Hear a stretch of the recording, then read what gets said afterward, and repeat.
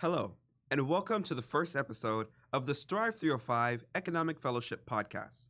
My name is Clint John, and I'm the Executive Director of Virtutem Populo, a 501c3 nonprofit organization dedicated towards civic involvement among youth in Florida.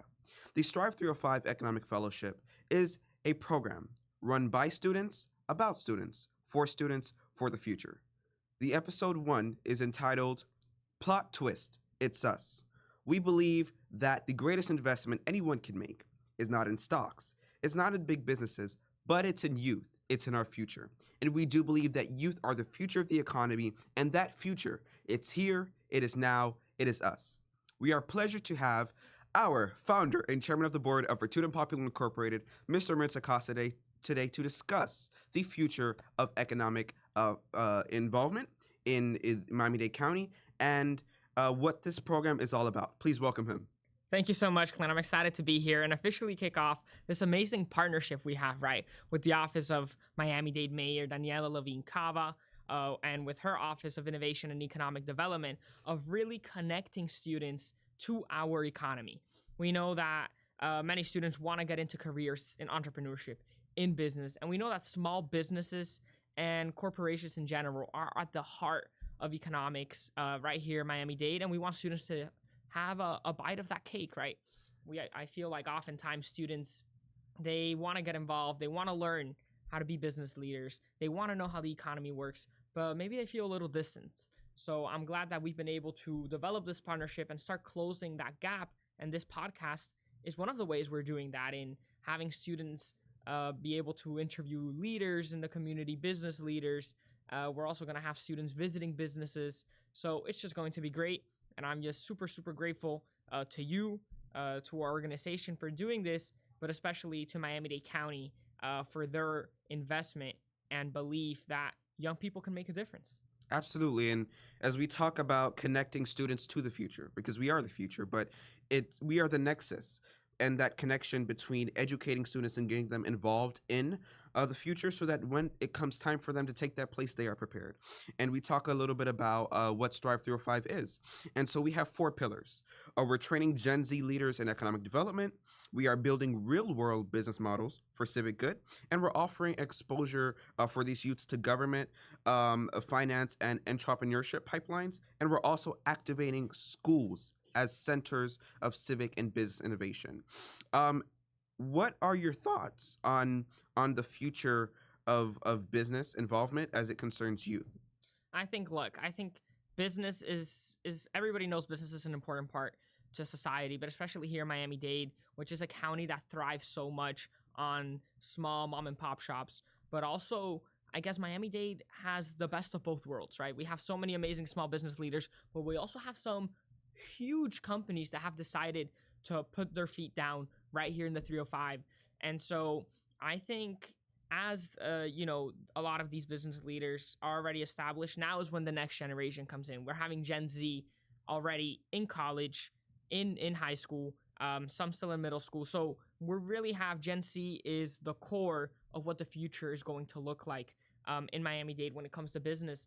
And if we want our students to be successful and we want our students to have that entrepreneurial mindset, I think us as an organization, but also Miami-Dade County can play a role in facilitating that, which is really why the Economic Fellowship came to be, right?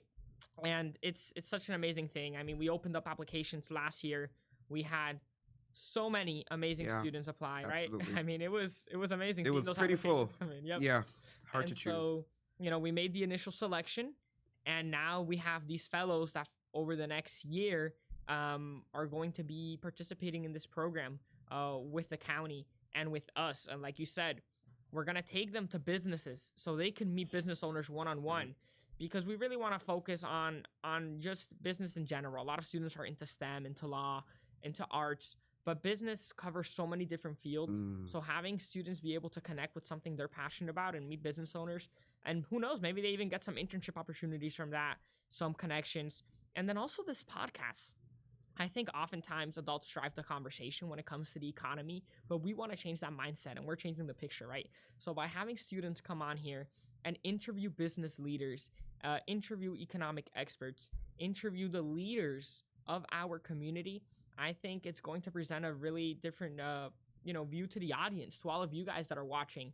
I think if you want to know, if maybe you've lost hope a little bit in the next generation, well, this podcast is going to restore that hope for all of you guys. Because when I'm telling you, these economic fellows are the top students in the community, and they're going to be interviewing some top leaders in the community. It's going to make for some amazing conversation that hopefully not only inspires students from all over the county and all over Florida who are going to tune in and watch these episode sessions, but more importantly, I think this podcast is going to inspire the adults in our community as well to maybe open their office doors to students and see that if they give opportunities for our young leaders to thrive, they too can contribute to the development of the next generation of Miami-Dade civic and economic leaders.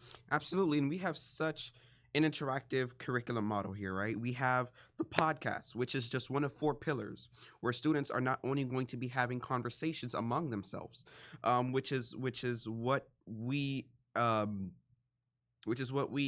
strive for.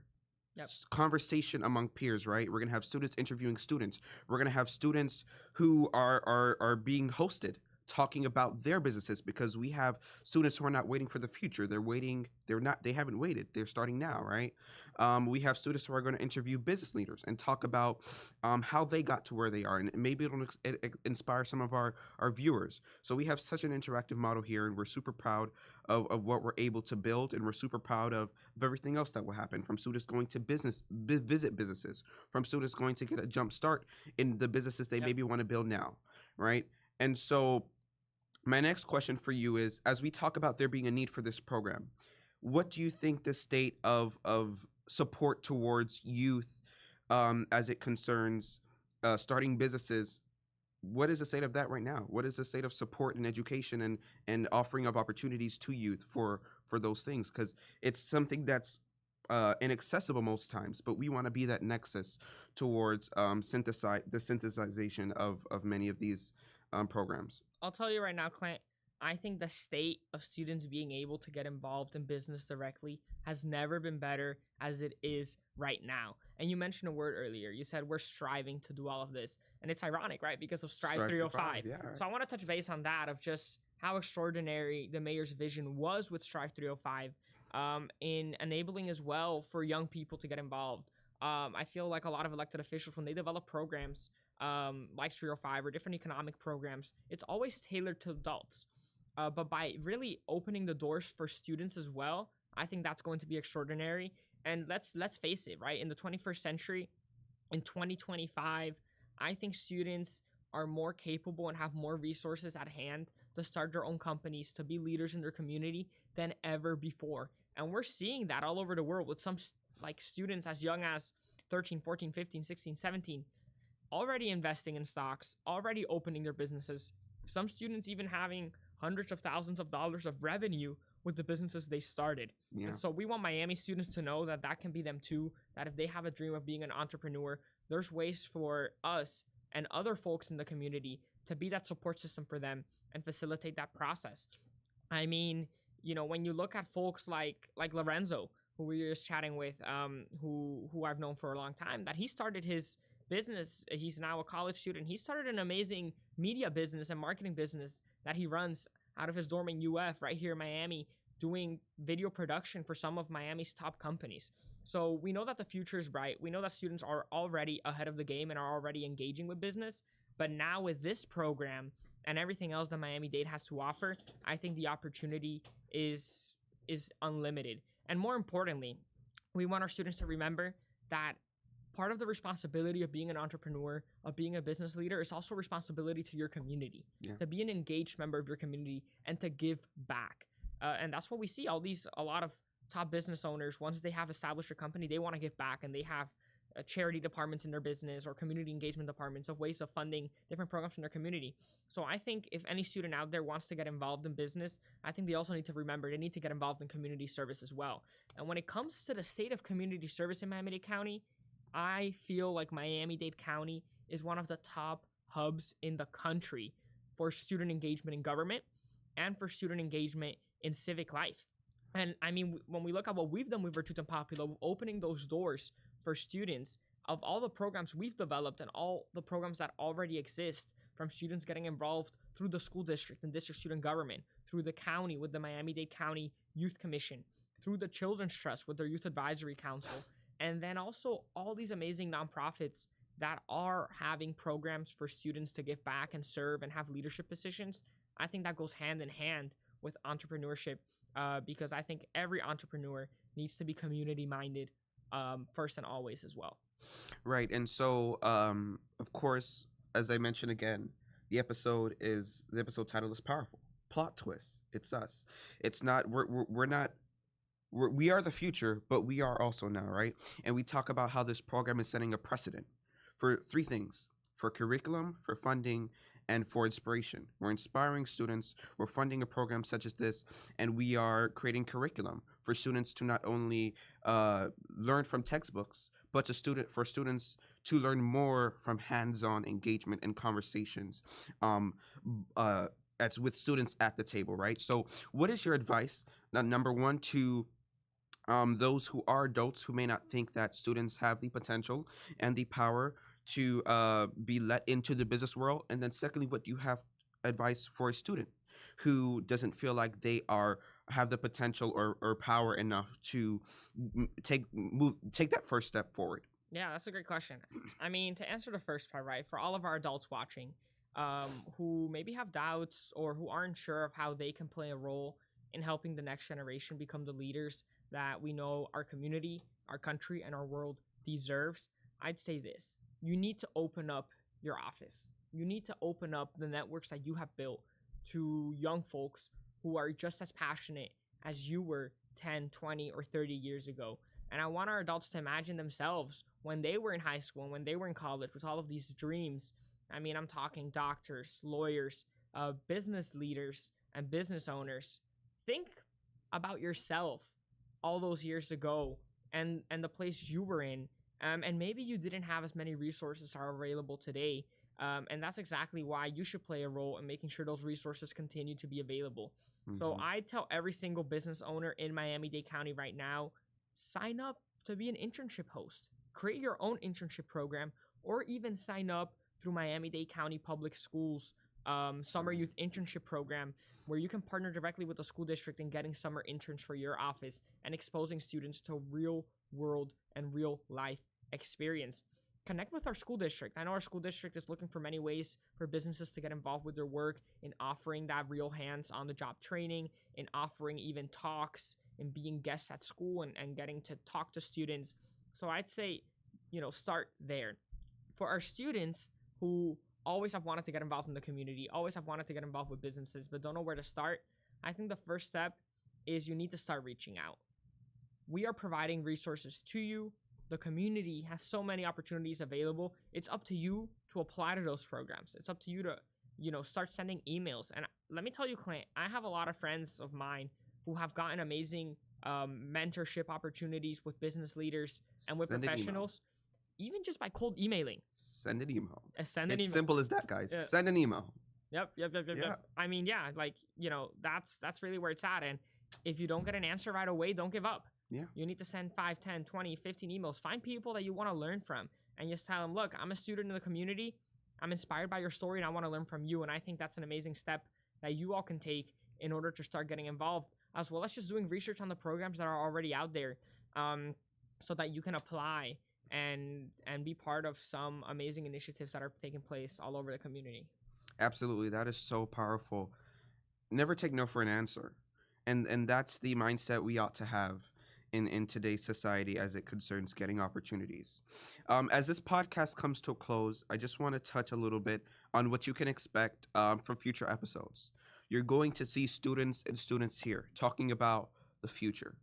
Some really moving and innovative conversations.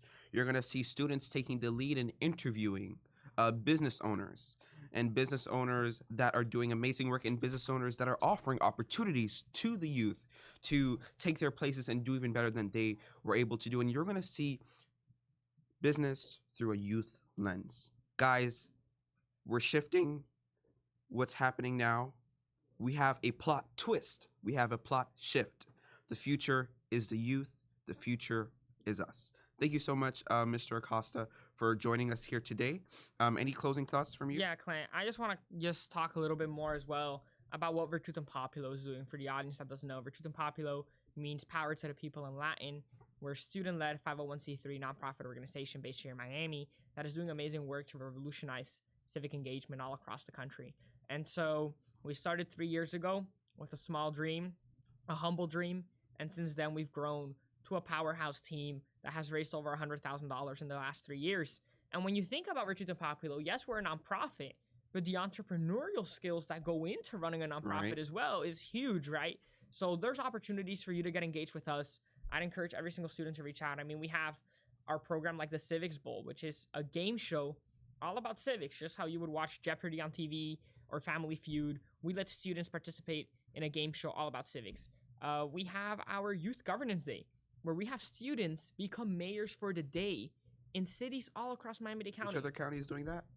Yeah, no one is, right? So first of its kind. First it's ever done.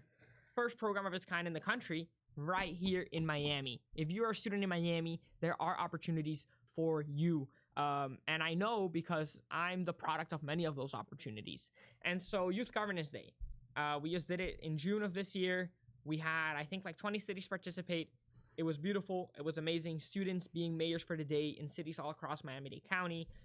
We even have our Constitution Day event where we teach students about the Constitution. We have our Civics Gala where we award student leaders and the educators who support them, and just so many amazing programs. Actually, as I speak to you all right now, we just launched a brand new online Civic Academy that's taking place. Today's the first day of the Civic Academy. Clint, tell the people, how many applications did we receive from across the world for this program? We received over 300 applications across the world. I saw United States was one of the last few applications that trickled in. We saw applications from Gaza, applications from India, applications. Uzbekistan. My gosh. The United and the Kingdom. Uzbekistans, they pull through because we had like 50-something%. Listen, we're doing something awesome. And the Next Gen Civic Academy has 2 tracks, advocacy and innovation. We hope that you will sign up next year if you are high school students. And we're even giving $1,000 in partnership with Pivot at the end for a business nonprofit pitch. So we're talking about providing pathways to students. If students want to do something, we have to be that giver of that opportunity for them to initiate. Absolutely change. agreed. And our Civic Academy, we ended up selecting of the 300 applicants, 80 of them. We have 27 countries represented in this year's cohort. The first year we're doing this. Students from 27 countries participating. I think that is amazing. And the fact that it's being created right here in Miami-Dade, I think says a lot. But look, Clint, I know you said we're about to close. I'll say this. If you're a student watching, you want to get involved with the fellowship, it's not too late. We're still taking economic fellows. If you want to be a Strive305 Youth Economic Fellow and have the opportunity to even host one of these shows in the next few months and have that opportunity to work with our county and visit businesses and really connect with the entrepreneurial community in Miami-Dade, reach out to us. We can find a spot for you. Our website is www.virtutempopulo.org. You can find information from us there. And you can also, email us. Clint, where can the people email you at? You can email us at info@virtutempopulo.org, or you can email myself at clint@virtutempopulo.net. You can also read I know it doesn't exactly roll off the tongue. It does mean power to the people, not as stated by our founder. So that's VIRTUTEMPOPULO. So shoot us an email and let's see where we can fit you in. And if you're a business leader or just, a professional in the community that wants to get involved with some of the programs we've mentioned, even maybe if you want to sponsor some of our events or you want to open up your door to the Economic Fellows and maybe make your business one of our stops in the next year for the students to meet with you and your team, reach out to us too. We want to connect with you and we want to make sure that we continue to offer opportunities for Miami students to get involved with what I think is one of the nation's most growing economies right here in Miami-Dade County. Thank you so much for having me, Clint, and looking forward to all the future episodes. Absolutely. Thank you so much for joining us on the Strive305 Economic Fellowship podcast. Plot twist, it's us.